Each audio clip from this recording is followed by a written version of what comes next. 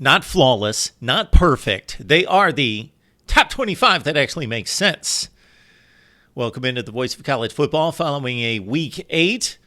And we present to you the top 25 resumes in college football. Keep in mind that these rankings are not based on our preseason bias of which teams are supposed to be good.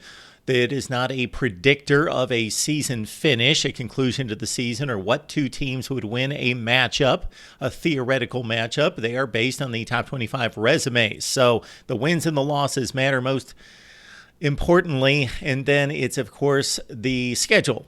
Who did you play? How good is the schedule, the wins and the losses, and then versus the performance? That is criteria number 3, meaning if you defeat an opponent 50-0 and are dominant in that game, it is given more credit, more value than a squeaker 28-27 win over that same opponent.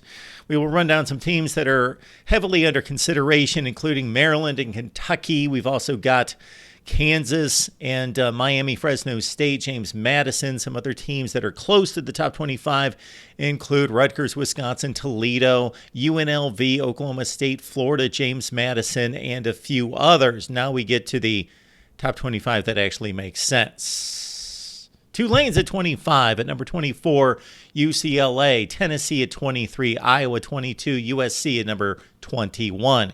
In the top 20, we've got Air Force, Missouri, LSU, North Carolina, Duke. As we get into the top 15, we see Notre Dame, Louisville, Utah. Also Oregon State, Oregon. In the top 10, Ole Miss, Penn State, Alabama, Texas, Washington. The top 5 teams in the nation based on resume.